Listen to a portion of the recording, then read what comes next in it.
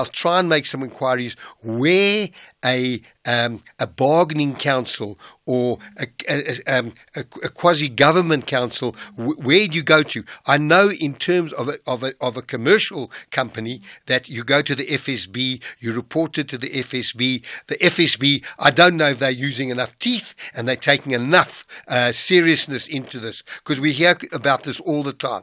I will check up to see where do bargaining councils and other government departments fit in to not paying, and I will get you the answer and come back next week. So Mohlahlana, if I'm also hearing you correctly, you want to know if there's also any liability that the Provident Fund itself could have in this instance?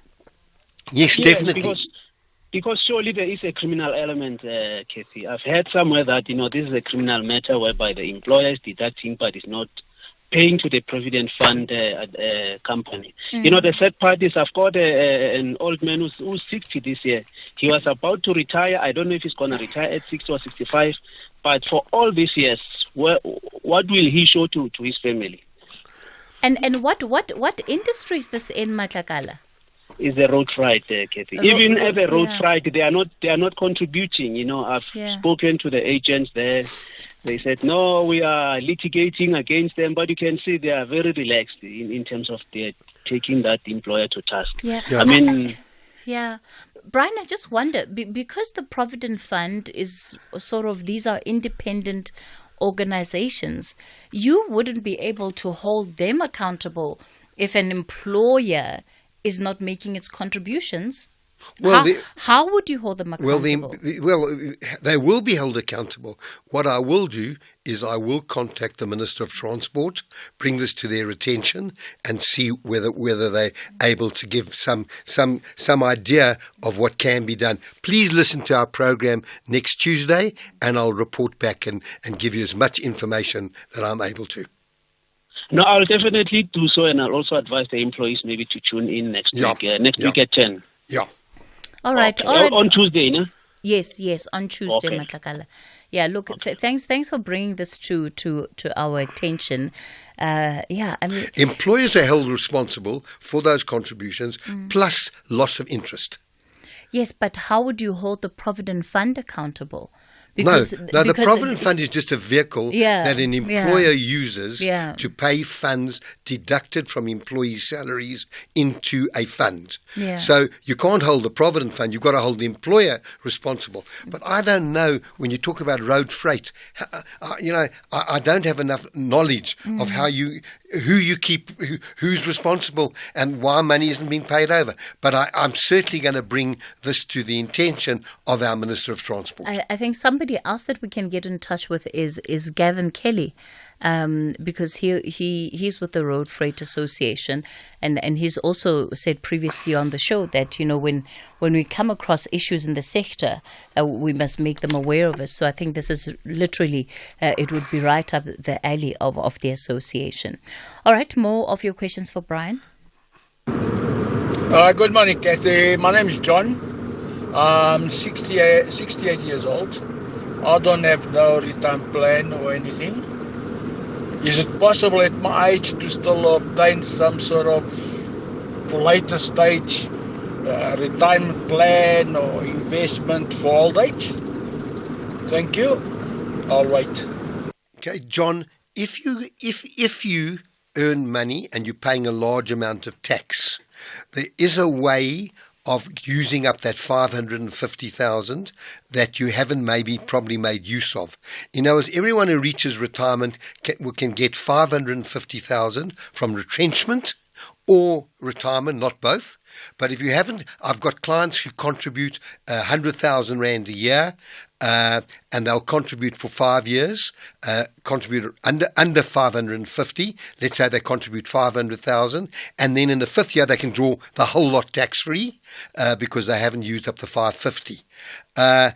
Obviously, if you haven't got a pension, I'm sure you've applied for a government pension.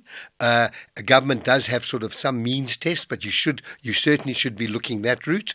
But then you've got to also be saying, can I afford to make contributions at 68?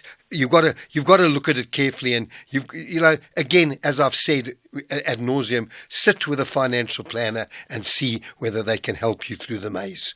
Brian, if John is somebody who is, let's say, self-employed, right, and is still able to generate some kind of income at 68, what investment options should he be looking at? Well, either a retirement annuity, certainly if he's paying tax and he's in a high tax bracket. Other, you should be looking at, you must remember, if you're paying monthly money, if you pay a lump sum today for the next 5 years, that amount is going to have been there for the full 5 years, and that's what we call time-weighted returns. I invest today, what will be worth in 5 years. But if I'm putting money in every month, the only contribution that's going to be there for 5 years is my first month's payment. My second month's payment's only going to be there for 4 years and 11 months. And when I get into the fifth year, I'm only going to have 1 month for 12 months, 2 months, the second month for 11 months. So you've got to do the calculation. Maybe money market is the answer. Maybe an income fund, because income funds are still trading at high rates of return. And there are other alternatives that one needs to look at. There are banking alternatives, there are insurance alternatives, and that's why I'm saying to try and do it yourself is really you're not looking at all the possibilities. Okay, all right. Thanks for that, Brian. Good day, Cathy. Lunga, Western Cape. Hope you are well. All the listeners and Brian are well. I just wanted to query with Brian with regards to retirement annuities. Now, I have a conundrum where I, at one point, had 2 retirement annuities running with separate insurers, and at some point I became unable to pay for those retirement annuities, and they lapsed. My understanding is that the old format is they're no longer able to reactivate that so that I can continue with payments under it. So I need to take funds and put them into a new retirement annuity. It is quite a bit of an irritation to not just be able to pick up where we left off. Can you advise if there's any alternatives? Thank you. Yeah, look, let me make this point for many. The fact that you've got 2 retirement with 2 insurers, they are purely, as I always call, the room. You bought a room from someone, a pot, and they're holding it for you. It's how they're being invested, and that could be different investment strategies. Now, retirement annuities don't normally lapse. They normally end up being paid up. Because, whereas a life policy lapses because if you can't pay the premium to cover the life, here you've made a savings in a retirement annuity. So you need to first check up with those 2 life insurance, those 2 companies, what is left in those retirement funds. The old system was all unrecouped expenses would have been debited against those retirement funds.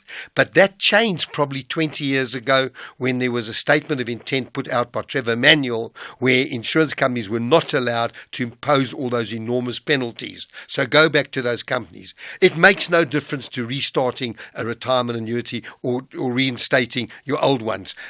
You're going to pay expenses as and when. You're not going to pay expenses up front. So every contribution you make, there'll be a deduction. There may be a broker earns 0.5% or 1%. There may be some insurance companies charging 2% or something like that. So it doesn't really matter if you start a new retirement annuity because your costs are going to be calculated as and when and every contribution you make. And if you change the contribution, then all that happens is the future contribution, the expense will either be slightly higher or lower depending whether you push it up or down.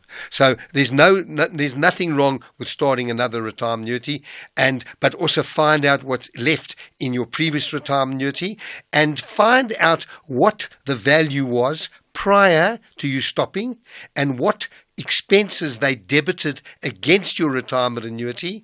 When you've got those numbers, you can always contact me just to let me sort of verify if those expenses were done under the statement of intent put out by our Minister of Finance, Trevor Manuel, many years ago in an agreement with insurance companies.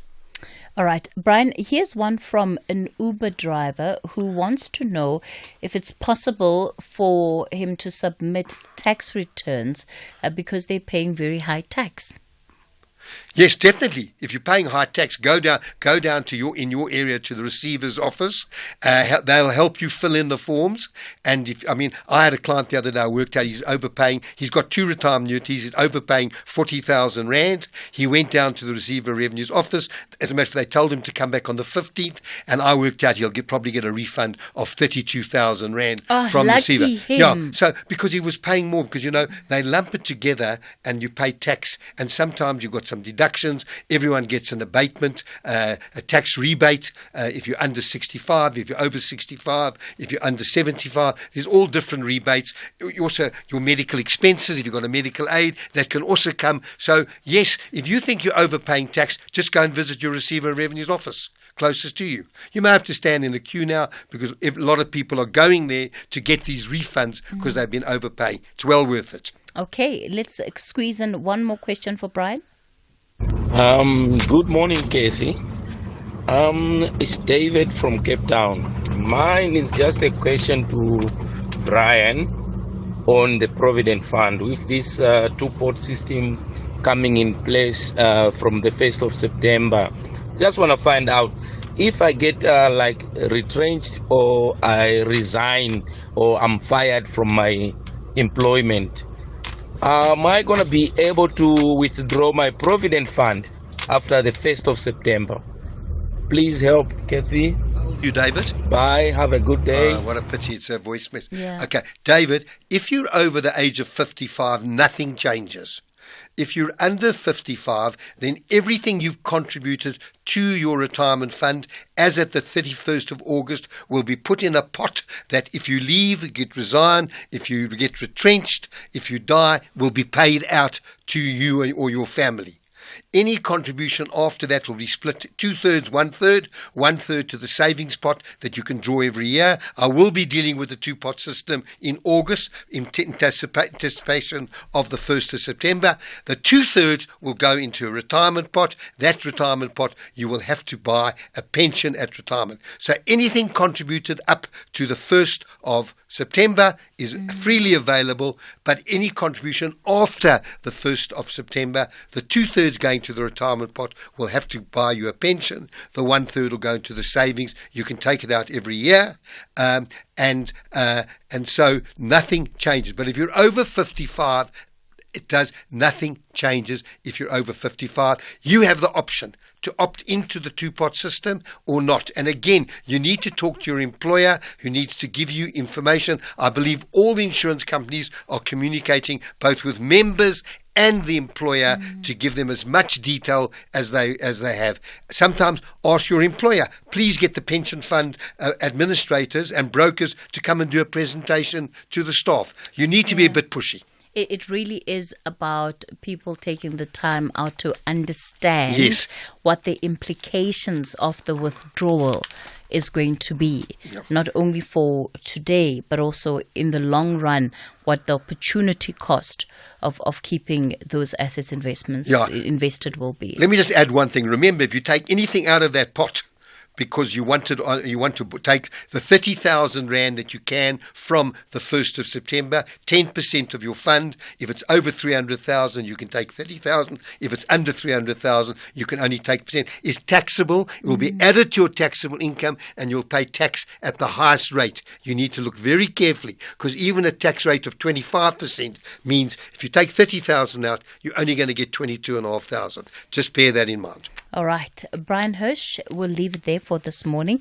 Of course, you're back again tomorrow. Quickly, your number, Brian. 011-880-4888. 011-880-4888. And if you want the formula, it's at www.anchorcapital.co.za. Please don't phone me on my line asking for the formula. Send us a note. I just don't have time to get back to everyone and send the formula. It's 11 o'clock.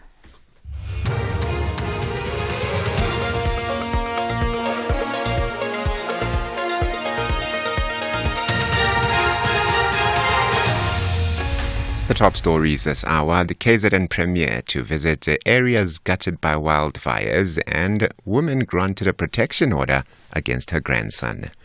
A very good morning to you. KZN Premier Thamsanqa Ntuli is leading the provincial government's oversight visit to 2 areas gutted by wildfires over the weekend. The death toll stands at 14. Over 200 informal units have been destroyed, displacing over 400 people.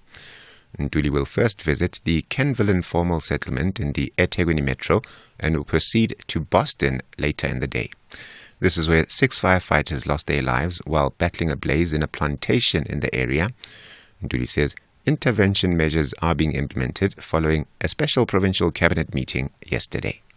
We've already started to make interventions, providing temporary shelters, providing some hampers. Departments of Cooperative Government and Traditional Affairs, Social Development, and also Human Settlement. They've provided some reliefs. And the other main reason we wanted to have that special cabinet, we wanted to also consider some sort of interventions, collaborations that we may need. The extent this disaster has gone requires extra intervention, both from national government and also from the private sector and the social partners. In Gauteng, the body of a 6-year-old boy has been discovered in Alexandra, north of Joburg, after a shack fire early this morning. Firefighters found the flames engulfing a 4-roomed shack. Emergency Services spokesperson Robert Mulaudzi says the firefighters evacuated the occupants. An investigation is underway into the cause of the blaze. Mulaudzi has urged residents to be cautious. We're still continuing to encourage our residents to continue to look after any heating devices which might cause fire incidents at home during this winter season. The SABC's Group Executive for News and Current Affairs says that the public broadcaster will defend the latest action that the MK party has brought against it. The party has filed papers in the High Court in Joburg over the use of the term Government of National Unity. It's seeking a hearing in August and to declare unconstitutional the SABC's use of the term. The Gales River Magistrates Court in Cape Town has granted an elderly Kraaifontein woman a protection order against her grandson. This after a video showing the 17-year-old accused assaulting an 82-year-old Sindiwe Ngaza. The NPA's Eric Ntabazalila says the court has also released the grandson on warning. The Gales River Magistrates Court has granted the elderly Kraaifontein woman, Sindiwe Ngaza, a protection order against the grandson and released him on warning, with conditions which include that he must attend trial, he must stay at 21299 Jafta Street, Blukombos, must attend school regularly, and placed him under house arrest from Friday afternoon until Monday morning. His case was then postponed until the 27th of September 2024. And authorities in Mozambique say they will designate the largest piece of rainforest in southern Africa a conservation area. The Mabu forest in northern Mozambique is known as the Sky Island, and new species have been found in the area. More from the BBC's Jonah Fisher. Mabu is a forest perched on top of a mountain. That means that many of its inhabitants have evolved in isolation. Expeditions have found new species of chameleon, snake, bats and butterfly. And on our recent trip, we saw possible discoveries of fish and dung beetle too. The Mozambique authorities are now taking action. They told the BBC that Mabu would be turned into a conservation area, which allows the local community to use it for firewood, but protects it from mining and logging. The top story at 11 o'clock, KZN Premier Thamsanqa Ntuli is leading the provincial government's oversight visit to 2 areas gutted by wildfires over the weekend. For SAFM News, Kemudupi Makhalemele. SAFM. Every girl dreams of her perfect wedding. The venue, decor, rings, guest list, the speeches, the vows. Seeing a tear roll down her groom's cheek. The $1 million budget. I think there's a typo in the script, no? No, carry on. It's $1 million US, Chief. Sure. Bespoke Cartier jewelry inspired by Meghan Markle. Hundreds of thousands of dollars of flowers and multiple designer wedding dresses are nothing out of the ordinary for Lillian Chu, a wedding planner to the super rich in East Asia. She only takes 10 weddings a year at an average cost of $1 million. Channel your best jaw with the $1 Million Wedding Planner this Thursday, the 18th of July at 10 p.m. Only on S3. Open up. If you're active on social media and love SAFM, we hope you'll take a moment to like or follow our SAFM page on Facebook and Twitter. These are the best places to find all the guest information, conversations, and stories you love from your favorite presenters, along with regular updates from SABC News. And don't forget, you can send your questions to feedback@safm.co.za. SAFM, leading the conversation. The Talking Point with Cathy Mohlahlana. Weekdays, 9 a.m. till midday. It's 7 after 11 o'clock. Welcome to the third and final hour of The Talking Point. Much more from Brian coming up next week. And don't forget to get in touch with him for those of you that are asking for that formula, info@anchor.capital.co.za. That is the email address to use in order to get in touch with him. Our final conversation of the day is to then look at the state of policing in the country. The newly appointed police minister, Senzo Mchunu, has been emphasizing the importance of keeping the country's police officers safe. He was also speaking about the high crime levels and outlining his priorities as a minister in that particular portfolio. He says attacking police officers, whether on or off duty, is regarded as an attack against the state. Now, of course, while it is assuring that we have an individual that is promising and committing himself to turning the state of policing around, the men and women on the ground are also the ones that have a say, and they also have to get a sense that what is being promised is something that can actually be realized. Lisiba Tobachale is with the South African Police Union. He joins us on the line. Lisiba, good morning. Good morning to yourself and also to your listeners. Richard Mamabolo is the spokesperson for the Police and Prisons Civil Rights Union POP crew. Richard, good morning to you too. Good morning to you, Lisiba, and your listeners. Firstly, let's just begin with some of the commitments that Minister Senzo Mchunu made in his briefing yesterday. He says that they've spent the last couple of weeks looking at the state of the policing. He's had meetings, including with Parliament's Portfolio Committee on Policing, so that he can try to understand what the challenges in the sector are and bring in improvements that can turn things around to the point where we can see a tangible reduction in the level of crime in this country. Richard, do you believe he's headed in the right direction here? Thank you. Look, I think it's too early to say, but I think one of the things that we recognized from his speech yesterday was that he does acknowledge that crime is on an increase and it's intolerable. And of course, he makes a few points of rather key priorities which are not necessarily far-fetched from what we have been proposing. So I think the real test will be as to whether they can deliver on those. Remember that just about an hour ago, they had a budget vote speech wherein he obviously would like to see certain funds allocated to different priorities that he had mentioned yesterday. But for us, really, this is an exercise that is quite normal because I think even the previous ministers had done such, but the challenge in most cases would then be around whether they do get such finances from the Treasury.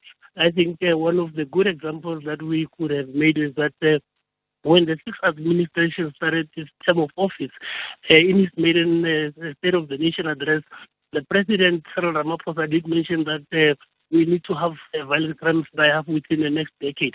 But at the same time, immediately after that, you had the minister who was Tito Mboweni then cutting down on the budget of the SAPS.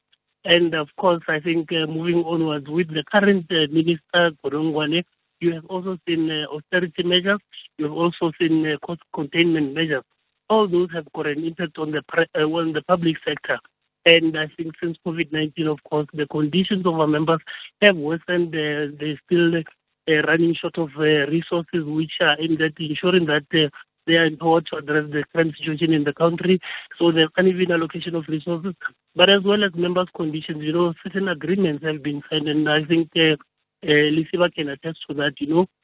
Through bargaining councils, we have had numerous engagements and, of course, signed agreements which have not yet been implemented. So the idea might be good by the minister. He might have good intentions, but the ultimate test will be as to whether he will get the necessary support, especially when it comes to the treasury, because that has been a stumbling block for the longest of time. Lisiba, this issue of funding and resources is always an interesting one, because when we look at the funding budget for the police, it has not necessarily reduced year on year. But what you do find is that we have managers and senior positions within the police force that end up then accounting for the highest end of the salary bill, and that then also becomes a challenge in and of itself. So how would you want the financing to be restructured from the perspective of unions that are in the sector? Yeah, greetings to my fellow panel member, Richard. It is true indeed, the issue of the budget for the South African Police Services, it is quite an issue. There was a highlight as well, which spoke to the tabled budget speech, which they are still busy with in Parliament, where 113 billion, 597 was then tabled. So the issue of the budget there, it is about the priorities that SAPS has to make sure that these are our priorities. And definitely the constitutional mandate, it is to fight crime. It is to make sure that the levels of crime in this country are being dealt with. But then if there is no enough budget that goes towards crime prevention, towards crime detection, towards as well when we are looking at crime intelligence, which yesterday the minister was quite positive when he tabled, in his media briefing, when he spoke about capacitating crime intelligence, he spoke about the issue of the budget there. So from our perspective, is that from what they have within their kitties, they have to make sure that what are the priorities, because crime detection, crime prevention, when it goes to visible policing, the ones that goes to the police stations and this and that, and also our own crime intelligence, it plays a very critical role, because in most cases, the main thing to fight crime is to prevent crime before anything could happen. If crime is not prevented, then you become reactive in now investigating crime. That's where crime detection comes. But the role of crime intelligence then plays a critical role, because then they are able, if they are fully capacitated in terms of having a bigger budget and making sure that they've got more resources that they could use from the physical resources and even going as well to the human capital, then they are able to make sure that most of these crimes that we are seeing in this country, they are then being able to be detected, and even before they could be committed, they are then able to go and then deal with them. And also coming on the issue to say that the budget cuts did not. I think from our side we differ from that point, Cathy. We believe that as of 2020, we have seen that since COVID came to our shores, South African Police Services was not spared from the budget cuts that other departments experiencing. Whereas when we speak of SAPS, we are speaking of the safety and security of the country. And if you have safety and security guaranteed within a country, then you are able to have foreign investment, because then it means that your economic growth would be able to come up because of there is that investors' confidence. So we believe that SAPS itself, it got affected by those budget cuts, because it was not only in 2020, but it started since 2020. That is why when the 10,000, when the president, during the State of the Nation, the first time when he announced the 10,000, then it would be that then he will then order the Minister of Finance to say he must make space for that, meaning that Finance Department, the Ministry of Finance must then give another budget to make provisions for what the president would have announced. So the issue of the budget, indeed, is really that the budget cuts affected policing at a larger scale, and the minister now has that greater responsibility to make sure that as they're in cabinet, he fights for the budget to be increased and make sure that they work on priorities. How are they prioritizing the budget they receive from National Treasury? Richard, are there ways to ensure that the budget increases to policing as a whole don't end up with your VIP protection units, as we have seen in previous years, and actually have it go where it's needed the most? Yeah, look, the budget should be allocated in line with the needs of the SAPS, and I think all components are important. There's no component which is more important than the other. But just before that, I just wanted to highlight the fact that, since COVID-19, since the end of COVID-19, there has been an effort to increase the police service by 10,000 new police officers on a yearly basis. But what we do not talk about, or what has not been provided in the public, is the fact that, at the same time that when that is happening, you also have around 7,000 members leaving the service on an annual basis. So these are obviously due to natural attrition and other variety of factors. So in essence, it would have meant that in the past 2 years, on a year-to-year basis, you would have had only an increase of at least 3,000 people, 3,000 new entrants into the service. So as much as there are such efforts, but we still have obviously the challenges of members leaving the service. And I think one of the highlighted issues in the recent past has been the fact that, those with high skills, would leave the public service for the private security industry due to better remunerations and better conditions. So those are some of the things that I think are quite important for us as unions to address, because obviously, since then, there has not been, the salaries have been stagnant. And of course, remember that the government had reneged from the third leg of the PSCDC Agreement 1 of 2018. And that, by the way, happened during a time when the current Minister of Police was the Minister of Public Service and Administration. So some of these underlying challenges, of course, still have got a lot of negative impact on the kind of roles that unions play. And, of course, there should be some of the things that are definitely considered moving forward. So it's going to be quite important that we prioritize not only one aspect of policing, but consider to address all of them at the same time. And that is going to definitely be a challenge for the new minister. With the current government of national unity, of course, you would expect that there would be more resilient. And, of course, I think when you look at the manifestos of some other political parties who are currently part of this GNU, you can clearly pick up that it's going to be difficult to actually go through the collective bargaining processes. So it would obviously be quite a journey for the minister to travel, but I think we remain committed to ensuring that he gets whatever support that will be needed, and realizes some of the key important issues that we've been raising with regards to how we can improve the service. Richard, in what ways do you think that it's going to be difficult for the minister, or in what ways do you believe a government of national unity is actually going to make things more challenging for a sector like policing? Yeah, look, not only policing, but the public service in its entirety. I mean, some of the political parties have been saying that the public wage bill is quite too high and it needs to be cut down. And that, of course, then means that there should be, austerity measures should continue and cost containment measures should continue. So it will obviously apply across all these public services, especially the essential services. Nurses have been affected, police have been affected, and the likelihood is that you're going to find resilience. As much as we agree that even under the ANC-led administration, in the sixth administration, pretending according to how we would have liked them to be, this time around you've got different political parties with totally opposite mindsets around what should happen in the country, and that of course will definitely not be in the interest of workers.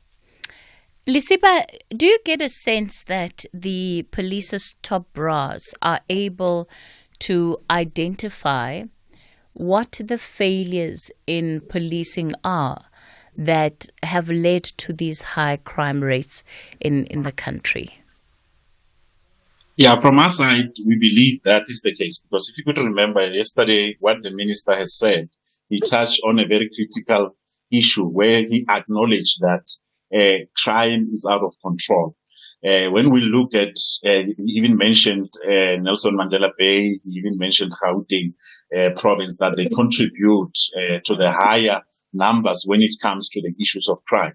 And that on its own, it really shows that they have since taken an opportunity for them to look and say, where are their failures? And that on its own, it will assist the minister, because when you come into an environment, you need to check and look at what is really happening, what is it that is needed. Because if you don't do that, then you will just come into a department and you are not able to pick up quickly and pick up everything, the status as it is. So we believe that even him saying that, the minister saying they have confidence in the National Commissioner and his management, that is something that is on a positive light. And also where he mentioned giving space to the National Commissioner to do his job, that is going to assist us further, Cathy, because then we won't have the issue of the separation of powers where one is impeding on top of the other, because that then affects the operational part of policing. So it is quite a long way, because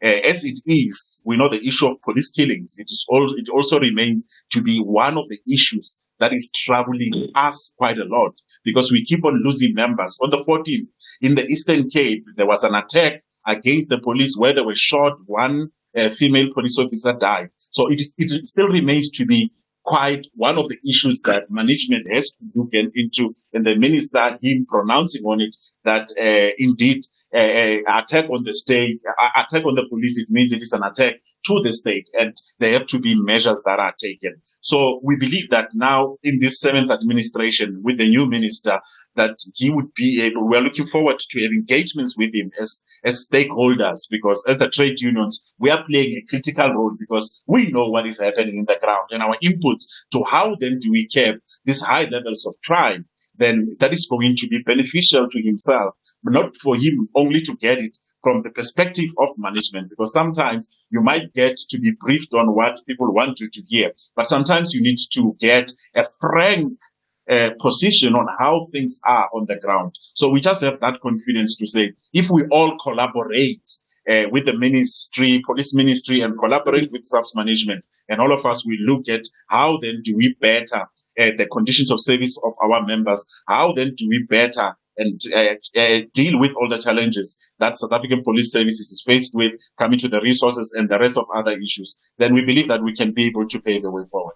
I want to ask you some questions just based on what our listeners are also sending through this hour. But before I do that, this morning on the open line, we received a call from Anonymous who was raising concerns around allegations of abuse, sexual abuse and rape taking place at police colleges. He mentioned the academy in Graaff-Reinet, where he says that there is a case, or there are cases that have been opened. Are you as unions aware of such allegations that exist around the training academies for the police officers? Cathy, we just want to be honest from our view. It's the first time we hear that issue. And as a union, we carry that responsibility, because the trainees who are there, those happens to be our members. And it is us who are carrying that responsibility to look out for their well-being. And we will go and really investigate further to see what is really happening in such academies, because everyone, whether being it within the South African Police Services training colleges or even the members of the public, the issue of violent crime, more especially when it comes to also gender-based violence, that becomes a problem, and we jointly need to attack it. And from the police institution, it is not expected to have such allegations, because police officers themselves, they are there to enforce the law. They are the ones who are there to make sure that they protect communities. But if there happen to be any form of allegations stemming from a police training academy, that remains to be an issue that is concerning, and it remains to bring worry to ourselves. But as a union, we are carrying that responsibility to go look into that matter and to really get to the bottom of what really has happened. Because if there is a crime that has been committed, whoever is a perpetrator, they must face the hand of the law. Richard, are you aware of these allegations of rape and sexual abuse? Look, yeah, there have been cases reported around such matters, and investigations are currently undergoing. We obviously, as a union, are against any form of abuses, and of course, we believe that at the end of the day, whoever might have perpetrated some of these acts should definitely be taken to task. So it's something that cannot be acceptable, because I think part of the role of those colleges are to prepare members who are going to become members of the SAPS, who need to obviously ensure that the safety and security of the population is secured. So it's something that is worrying, but at the moment we know that the investigations are undergoing. Richard, are you able to tell us more about what exactly you have been informed about, where these allegations are concerned? I do not personally have all the details, but I do know that there have been certain matters reported to our offices, and as far as I know, they are being handled and the investigations are ongoing. So we do not want to necessarily dwell into all these matters at the moment, but I think as soon as the outcomes of these reported cases have been concluded, we will be able to elaborate more around them. Do these involve the management and the trainers at these facilities? They involve a variety of people. Of course, I think the people who obviously are victims would be those who are there to be, trainees in the main. So that is as far as I can obviously elaborate on the matter. Until such a time when the investigations have been concluded, we can then be in a position to comment further on the matter. Of course, our listener that brought this to our attention this morning was very concerned that despite the opening of these cases, the police officers who are doing the training at the colleges are still in their jobs and nothing seems to be happening to them. And you as a union, being aware of this, have you tried to take any steps to ensure that as investigations are being done, there's also the protection of the victims in this instance, and that those who are accused of this behavior are not at work on a day-to-day basis right now? The point here, Cathy, is that, whenever investigations are being conducted, there are certain processes that are stipulated which need to be followed. So as to whether, the processes have been followed to the letter or what the processes outlined, I would not be in a good environment to speak to that at the moment, but we definitely are sure that there definitely will be action taken in regards to that, because I think the priority here is that all these trainees need to be trained under a conducive environment. Yeah, Richard, I would think that as a union, you would be making it your business. It is definitely our business. Hence, I'm saying that there are processes which are currently underway, of course, which would look into all those allegations which have been made. And I think in as far as that is concerned, there is movement being made. And only upon the conclusion of such investigations would be in a position to better elaborate around what has transpired rather. Okay, I know we've got to let you go. Richard Mamabolo is the spokesperson for Pop Crew. Lisiba Tobachale is going to be staying on the line. He's with the South African Police Union. Yeah, very, very concerning that Richard confirming that they're aware of such cases, that police have been investigating. But what has been done in the meantime? What is happening in the meantime? And, these are some of the things that cause people to lose faith in the police, right? Okay, we're going to continue with this conversation in a moment. A very good morning to you with the news headlines. Basic Education Minister Siviwe Gwahobe says the matric pass rate cannot be her department's only measure of success. KZN Premier Thamsanqa Ntuli is leading the provincial government's oversight visit to 2 areas gutted by wildfires over the weekend, and 4 people have been killed and several others wounded in a shooting near a mosque in Oman. I'll be back with a full news update at midday. The European outfit want to interrogate African resilience, but Tanzanian champions are highly spirited to rise. German Bundesliga club FC Augsburg battles it out with Yanga SC from Tanzania. This is the Mpumalanga Premiers International Cup 2024. Do not miss out on the mouth-watering clash between FC Augsburg and Young Africans on Saturday, 20 July at 2:30 p.m. Live on SABC Sport on DTT Channel 4, SABC 1 and SABC radio stations. Also available on SABC Plus and SABCSport.com.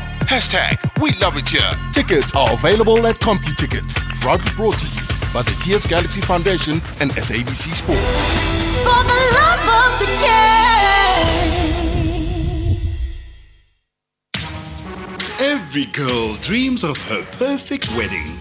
The venue, decor, rings, guest list, the speeches, the vows. Seeing a tear roll down her groom's cheek. The $1 million budget. I think there's a typo in the script, no? No, carry on. It's $1 million US, Chief. Bespoke Cartier jewelry inspired by Meghan Markle. Hundreds of thousands of dollars of flowers and multiple designer wedding dresses are nothing out of the ordinary for Lillian Chu, a wedding planner to the super rich in East Asia. She only takes 10 weddings a year at an average cost of $1 million. Channel your best with the $1 million wedding planner this Thursday, the 18th of July at 10 p.m. only on S3. Open up. Channel the forgiving spirits of Utata Madiba on Afternoon Express, Tuesday at 6 p.m. on S3, as community development practitioner Taryn Liebau shares how he rebuilt a nation with the power to forgive. We discuss the magic of making a child's dream come true and cook up Madiba's favorite oxtail with umngusho. That's Afternoon Express this Tuesday at 6 p.m. only on S3. Repeat Sundays at 8:30 a.m. Nothing beats the feeling of relaxing on your couch after a long, hard day, getting rid of those work clothes and feeling the freedom of being in your PJs. Throwing off that lace front, undoing your hair, that makeup, voila, gone.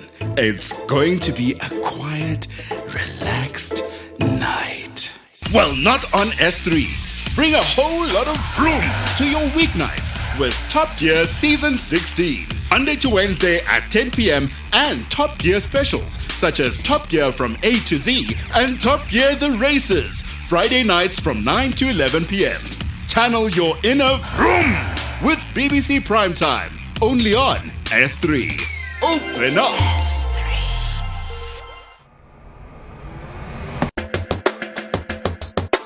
SAFM, leading the conversation. Hi, Cathy. Good morning, all listeners. Well, on crime, as long as there is no deterrent to crime, the police, they can work, but nothing will change. And the police, they do their best. They arrest the suspects, they get released. So please, the government, at least if they can say no bail for serious crimes. That can be a good starting point. Thank you, Kathy. Morning, Kathy.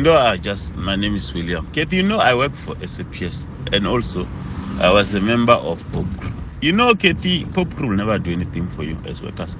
Right now, as you speak, workers in OR Tambo Airport, Kathy, they don't have transport. They are working shift, they don't have transport. Pop Crew is aware about this thing, Minister is aware about this thing. These people are carrying firearms, Kathy, every day. They are risking their lives. Another thing, Kathy, about Popru is that Popru, I was a deputy chairperson of Popru in Pretoria. Kathy, Popru, they send a provincial secretary to come and deal with me because I raised the issues of corruption within Popru. So the provincial secretary came just to deal with me because I raised the issue of corruption. Popru will never help workers. Kathy, good morning. I am Tagata in Cape Town. Our government is always going to come with plans that are not implemented. It's just on the radio platform. Nothing practically. Kathy, we are having a dilapidated state by our ministers and the cabinet because of the 1996 constitution that is not supporting the police, because the police, they are on their own. Coming when they are acting, they are just left alone. So, we are having like a dilapidated state. I'm so sorry about South Africa. I heard in the Eastern Cape, some of the hospitals are going to be closed because they said they are not working. There's no use to keep them. Hospital that they found there, because those hospitals were built by the apartheid government. Kathy, how's it? This is Kwebo Sendambo in East London. Look, Kathy, as much as I do get that what your guests are saying about the challenges that they face regarding budgets and whatever have you other challenges that they might have. But some things just boil down to will, or at least from what it looks like on our side as citizens, it looks like the police have just no will to rid the country of crime. Because if you go to Durban, I grew up most of my life there. You would go to a point area, you would know obviously it's a drug den. Even Mr. Senzo Mkuni himself, I'm sure he knows that. Even your guests there, I'm very sure they know that. But it's business as usual. People are peddling drugs as usual in point area.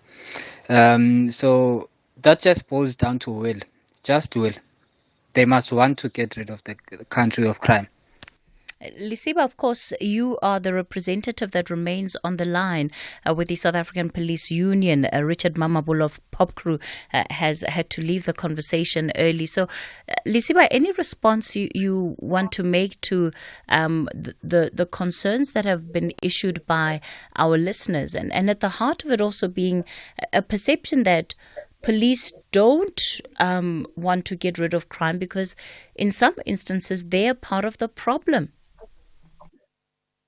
Yeah, from our side, Kathy, we hear the concerns that the listeners have raised. And then where it happens to be issues that are of the workers, including, those of the police, we encourage our members to clearly bring them to the attention of ourselves as the union so that we may be able to attend to those. And touching on the issue of crime, to say that the police are also complicit when it comes to the issues of crime. Our view is that is not the case, because if that was the case, then the prisons would not be overcrowded as we speak. They are overcrowded because they are good police officers who have done their job diligently and were able to get convictions, and then those criminals are serving their time in jail. I think we should not use one blanket approach when it comes to the issues of policy, more especially when it comes to perceptions, to say that the police in general really want crime to happen, they allow crime to occur.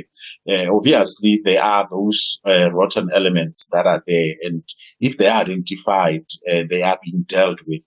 And that is why we are saying that the community members, they should bring that to the attention the top management of the South African police services. I mean, within provinces, there are provincial offices where they are able to report, or anonymously, one can be able to do that through the lines that are available when it goes to anti-corruption and so on, and even using 10,111. But at the end of the day, the fact remains to be that crime is affecting all of us. As long as you are a citizen of South Africa, you are affected by these high levels of crime.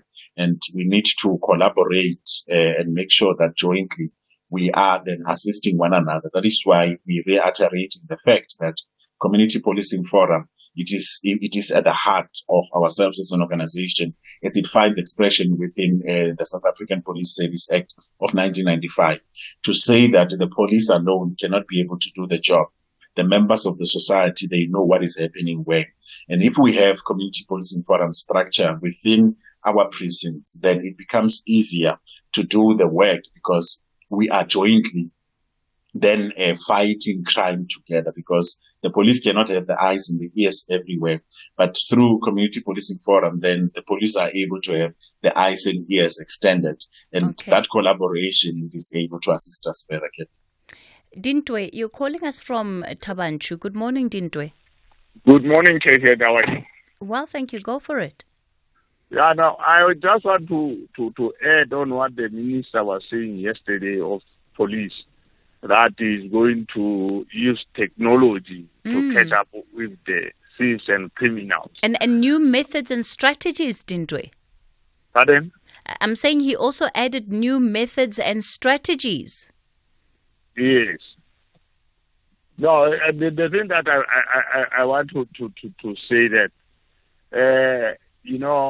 this country once made a law of when you buy a cell phone or a SIM card, you must regard those. But I can't understand, or I don't think that all those people who have unregistered or unregarded SIM card, they can be caught, because there are so many SIM cards going around in the country that are not regarded. But the contribution that I want to make to the minister is to talk to his colleague of communication and digital, that South Africa, they must go back and scrap or block all those SIM cards that are not been regarded, so that each and every person must regard his or her SIM card. Okay. No, in the past years, Nigeria did fine MTN a lot of money, because MTN was selling SIM card in that country. And so also we must do the same. Yeah. And also coming on the police, supporting the police. We as farmers also, we got a problem with the stockfares unit that are not technologically assisted.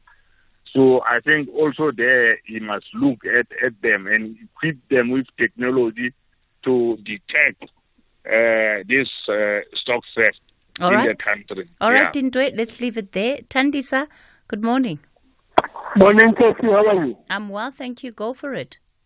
Good. Cathy, I know Senator Mkulu very well. It's a man of integrity, and it's a man who does not take nonsense. I know he will fix this Department of Police. But my issue here, Cathy, is that this guy of Union, he must stop to back and dive. He represents those police who are in training. He must tell South Africa what is happening. Because we cannot send children there to be abused. When they come to the police station, they have already trauma. They do wrong things.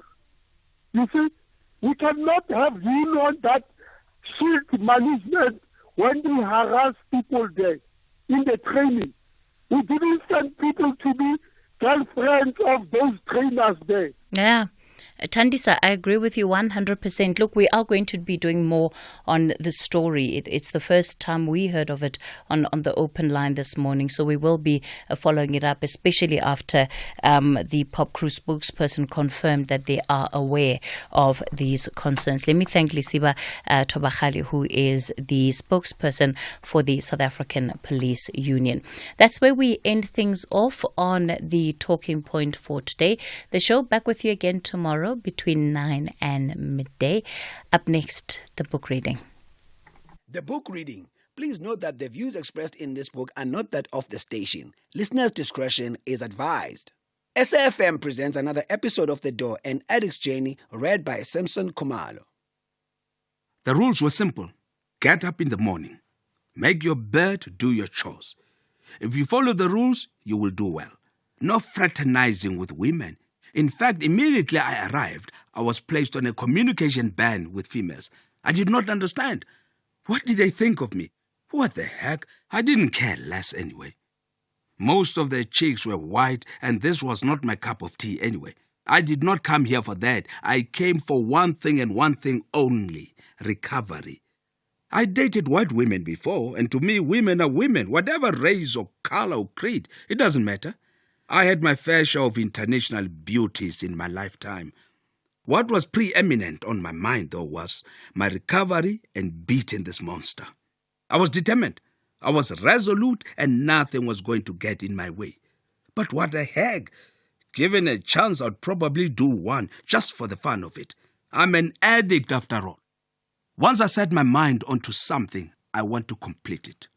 Also, this was my third attempt at recovery, and I needed to do it well and completely. I was checking out the environment, trying to understand the culture of this facility. My first was to sweep a particular portion of rehab in the wee hours of the morning. I was livid. This is not what I signed up for. What the heck? I hardly cleaned at home, and here I was a paying client, and some tweet was instructing me to clean and even get inspected to make sure that I clean properly. For most of the time, I was flabbergasted with these lame rules. Next was shower and get dressed and get ready for tea in the morning, which for the most part was accompanied by prayer. We were not allowed coffee, and coffee was my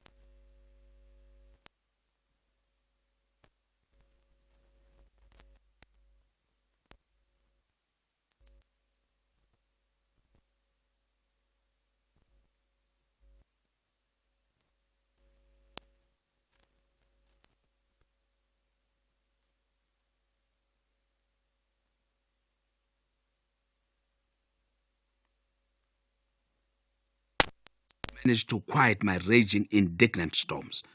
Occasionally, I would tell him about my family and where I came from and how effectively I ended up there.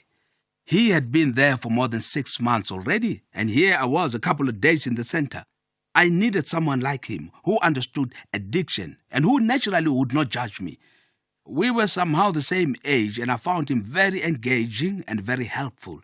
He would always blurt out, "Mate, you need this place and you will come all right." I still did not see how I needed this place. Yes, perhaps for a month, but 5 months.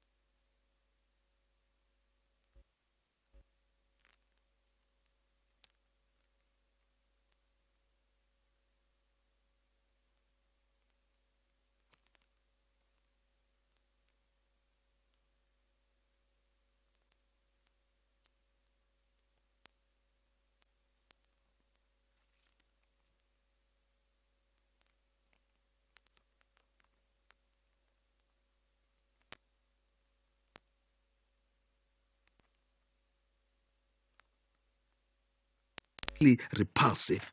Plus,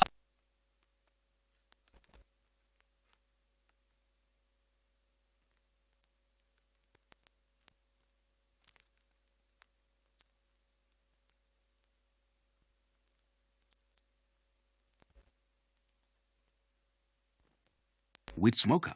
When I got to rehab, I was not prepared mentally for what I was about to witness and the dangers of smoking weed.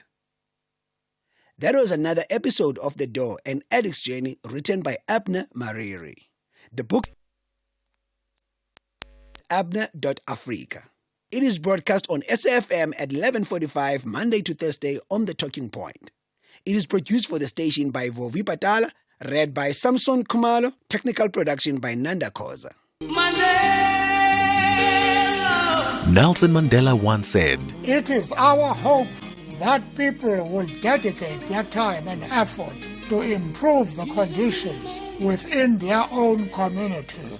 let's honor his legacy. SAFM celebrates Mandela Month. Sakina, we are vindicated as the Patriotic Alliance because at local level, we have always said that the DA is very arrogant, is very rude, it wants to be the boss. And this is very unsettling. If it's unsettling for us as politicians, it's also unsettling for the citizens. And you can actually feel the crispness in the air, Sakina, that the people are tense. Deputy President Kenny Kunene, and we also have African Christian Democratic Party's spokesperson in Gauteng, Bishop Dalton Adams. Sakina Kamwendo on SAFM. Here, there, and everywhere. SAFM 105.7 FM in Cape Town.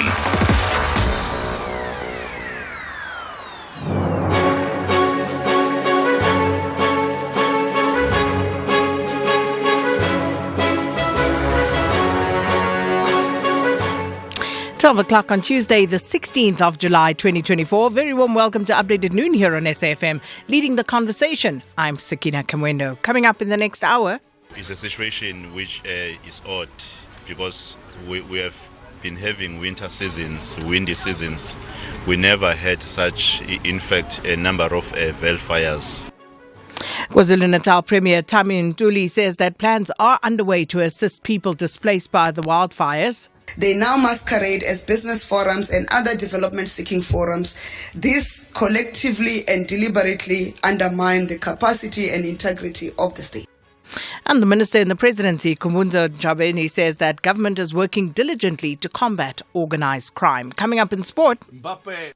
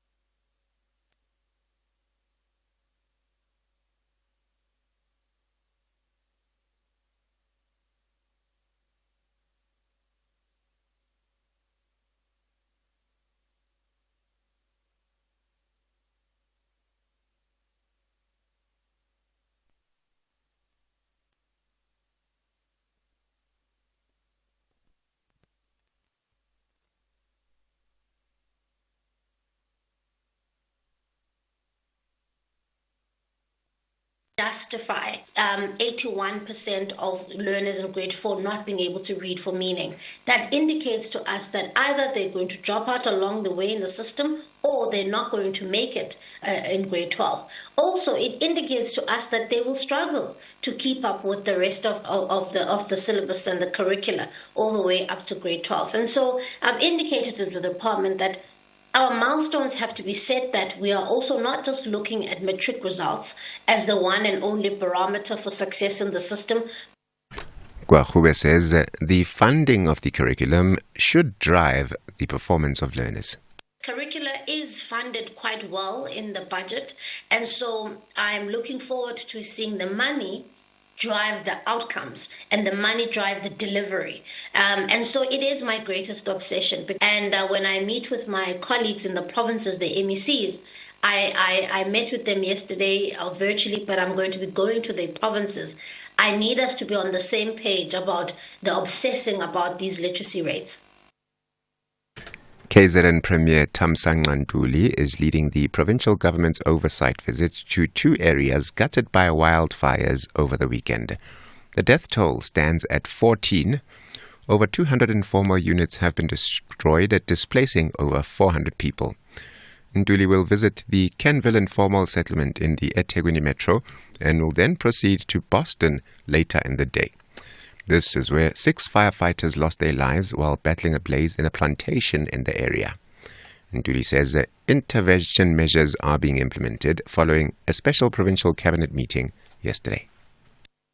We've already started to make interventions, providing temporary shelters, providing some hampers. Departments of Cooperative Government and Traditional Affairs, Social Development, and also Human Settlement. They've provided some reliefs. And the other main reason we wanted to have that special cabinet, we wanted to also consider some sort of interventions, collaborations that we may need. The extent this disaster has gone requires extra intervention, both from national government and also from the private sector and the social partners. In Gauteng, the body of a 6-year-old boy has been discovered in Alexandra, north of Joburg, after a shack fire early this morning. Firefighters found flames engulfing a 4-roomed shack. Emergency Services spokesperson Robert Mulaudzi says the firefighters evacuated the occupants. An investigation is underway into the cause of the blaze. Mulaudzi has urged the residents to be cautious. We're still continuing to encourage our residents to continue to look after any heating devices which might cause fire incidents at home during this winter season. And 4 people have been killed and several others wounded in a shooting near a mosque in Oman. Police say in a statement that officers responded to the incident in Oman's capital Muscat and an investigation is now underway. A state of emergency has been declared in the area. The BBC's Sebastian Usher.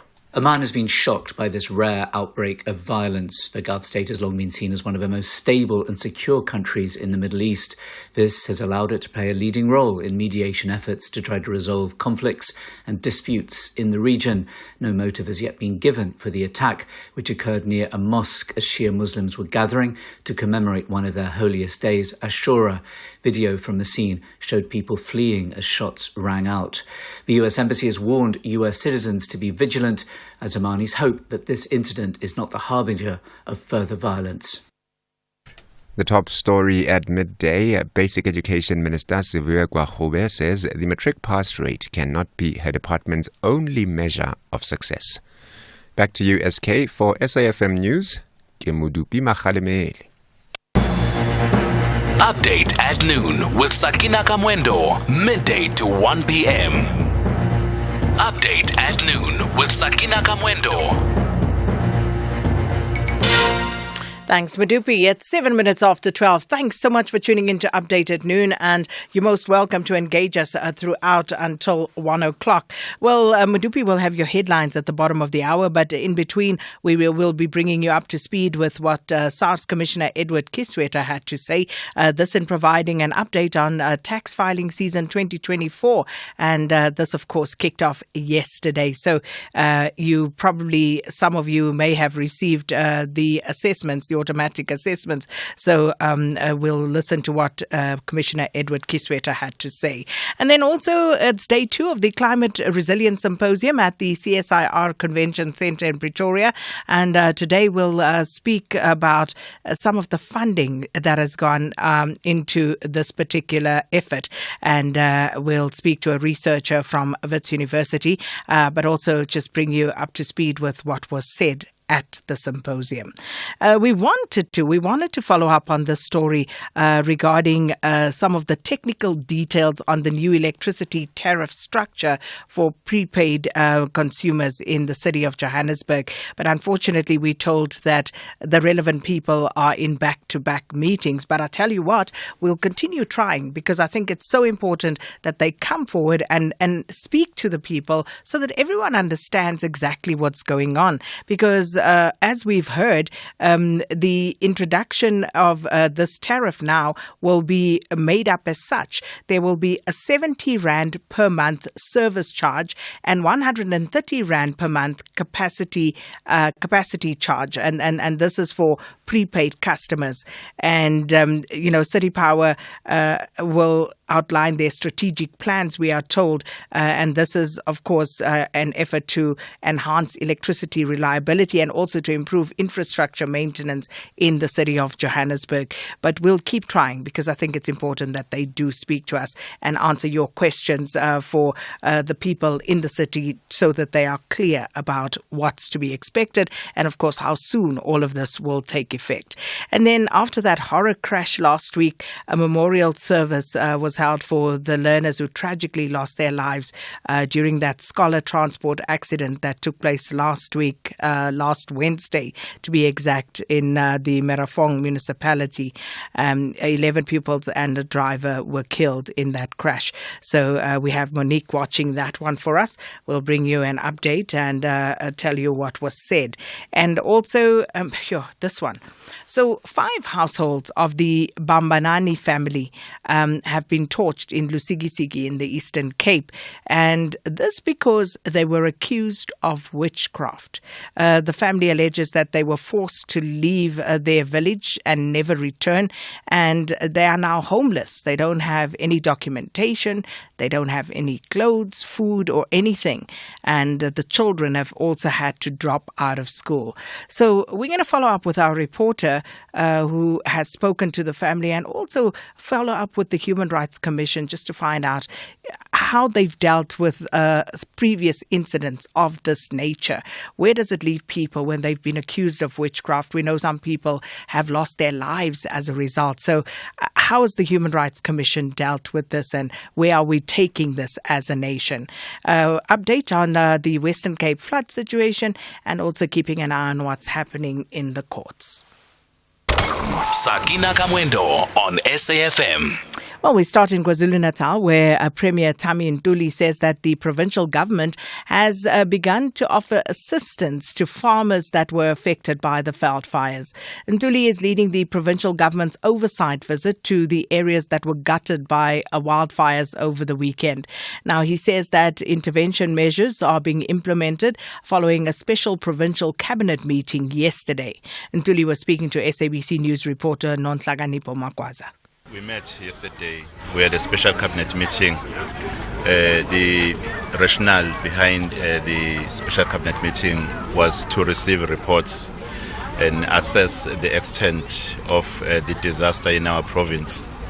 While we were in shock, in fact, to realize that we have lost lives during these veld fires, and the one that took place here where we are today. And it's a situation which is odd, because we have been having winter seasons, windy seasons, we never had such, in fact, a number of veld fires.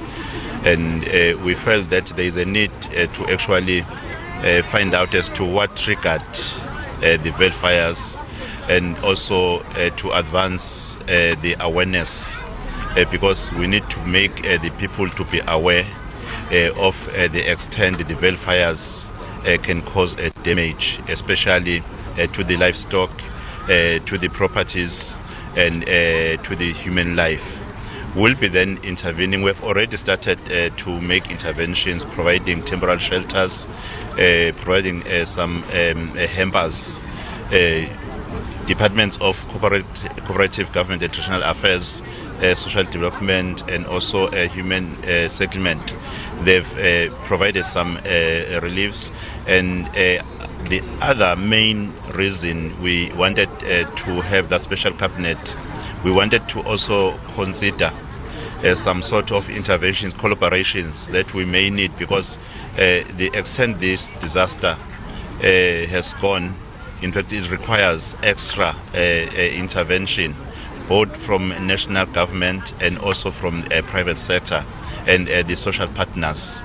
That is how far we had to actually consider the mitigating way forward in terms of what has happened. Premier, do you know the extent of damage that was caused by the veld fires? Yeah, the report that we received was that it was more than 30 million, in fact, the extent of the damage, because you talk about the livestock, you talk about properties, even agricultural resources. There is a lot, in fact. We spoke to a couple of farmers saying that the little livestock that was left, they no longer have grazing land. Are you going to assist in that aspect in providing food as well for the cattle or the livestock that is left for these farmers? Well, the Department of Cooperative Government and International Affairs, they've already made some provisions, and as of now, we also have secured 1,300 bales that will be distributing to the farmers. Coming back to Kenville, when we were here on Sunday, the community lamented that they don't have water. If they had water, they would have been able to contain the fire. Are there plans to remove the people here in this area to another place? Well, I'm with His Worship the Mayor, the new Mayor of eThekwini. I think because we had a discussion with him that we need to sit down and look at the measures in which we can attend to the issues that are impacting on the lives of the people in eThekwini. We are in agreement that there is a need of moving with speed to try and resolve the challenges. And the issue of moving people is part of the agenda. We had a chat about it. And that was KwaZulu-Natal Premier Cathy Mohlahlana speaking to SABC News reporter Nonhlakanipho Makwaza. Sakina Kamwendo on SAFM.